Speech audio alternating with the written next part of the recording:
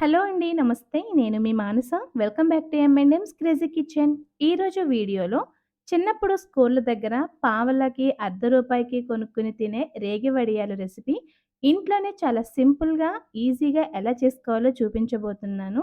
అంతేకాదండి సీజనల్‌గా దొరికే ఈ రేగి పండ్ల వల్ల ఎన్నో ఆరోగ్య ప్రయోజనాలున్నాయి. లేట్ చేయకుండా ఈ హోమ్‌మేడ్ రేగిపండు వడియాలు ఎలా ప్రిపేర్ చేసుకోవాలో చూసేద్దాం. వీడియోనెక్కడ స్కిప్ చేయకుండా ఎండ్ వరకు చూసేయండి. రేగి వడియాల కోసం ఒక అర కేజీ వరకు రేగిపళ్ళు తీసుకోండి. రేగుపళ్ళలో 2 రకాలుంటాయి. కాసి రేగిపళ్ళుంటాయి, మామూలు రేగిపళ్ళుంటాయి. మనం రేగి వడియాలకు చేసుకునేది మాత్రం మామూలు రేగిపళ్ళు అంటే రౌండ్‌గా ఉంటాయన్నమాట. ఇప్పుడు వీటిని 2, 3 సార్లు శుభ్రంగా వాష్ చేసుకోవాలి.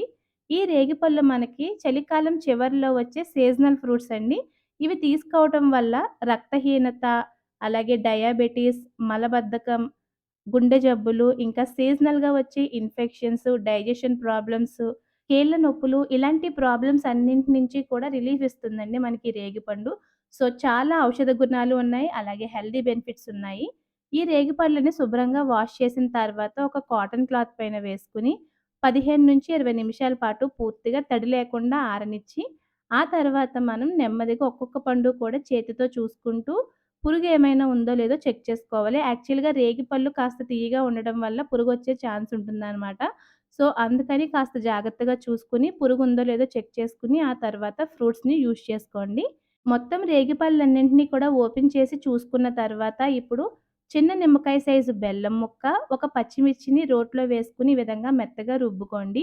ఒకవేళ మీ దగ్గర రోలు లేకపోతే మీరు మిక్సీలో కూడా ప్రిపేర్ చేసుకోవచ్చు.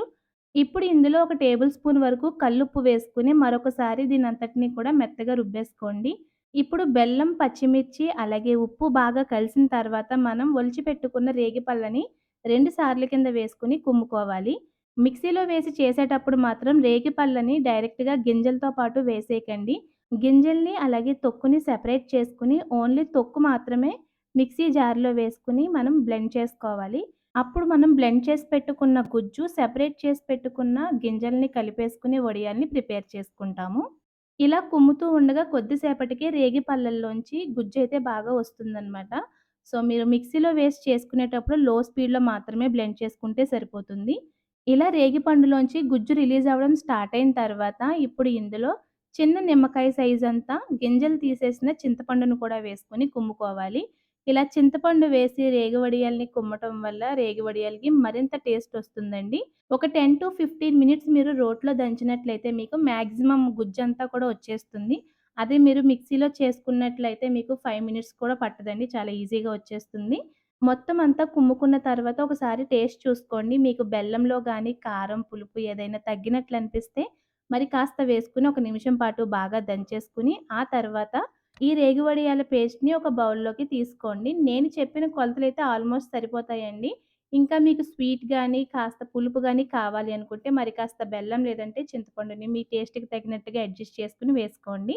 ఇప్పుడు ఒక ప్లేట్‌లో గానీ, చాటలో గానీ ఈ విధంగా పైన ఒక ప్లాస్టిక్ కవర్ పెట్టి, దానిపైన కొద్ది కొద్దిగా ప్రిపేర్ చేసి పెట్టుకున్న రేగి వడియాల ముద్దని ఈ విధంగా వడియాల్లాగా సర్దుకోండి. యాక్చువల్లీ మనం చేపల మీద గానీ, లేకపోతే ఇలా ప్లేట్‌ల మీద పెట్టేదానికన్నా కవర్లు యూజ్ చేసి పెట్టుకుంటే, మనం ఈ టర్న్ చేసేటప్పుడు, అలాగే తీసేటప్పుడు వడియాలు విరిగిపోకుండా చక్కగా వచ్చేస్తాయన్నమాట. వీటిని ఒక 2 రోజుల పాటు ఎండలో ఉంచి, ఆ తర్వాత మూడవ రోజున ఈ విధంగా అట్ల కాడతో రేగి వడియాలని మరొక సైడ్‌కి టర్న్ చేసుకొని, వీటిని ఒక 4, 5 రోజుల పాటు ఎండలో ఆరనిస్తే రేగి వడియాలు రెడీ అయిపోయినట్లే. ఒకవేళ మీకు ఎండ తక్కువగా ఉన్నట్లయితే మరొక రోజు ఎక్స్‌ట్రా పెట్టుకొని కూడా మీరు వడియాలని ఆరబెట్టుకోవచ్చు. ఇంతేనండి ఎన్నో ఆరోగ్య ప్రయోజనాలతో ఉండే రేగి పండుతో చేసిన రేగి వడియాలు. మనకి రేగి వడియాలు చాలా అరుదుగా దొరుకుతూ ఉంటాయండి. సో, అలా దొరికినప్పుడే మనం ఇలా వాటితో ఏదైనా నిల్వ ఉండే ఐటెమ్స్ చేసుకున్నాము అంటే మనం ఒక 2, 3 నెలల వరకైనా సరే రేగి పళ్ళ టేస్ట్‌ని ఆస్వాదించొచ్చు. సో, లేట్ చేయకుండా మీరు కూడా ఈ సింపుల్ హోమ్‌మేడ్ రేగి వడియాలు రెసిపీని తప్పకుండా ట్రై చేసి మీకు ఈ రెసిపీ ఎలా వచ్చిందో మాకు కామెంట్స్‌లో షేర్ చేయండి.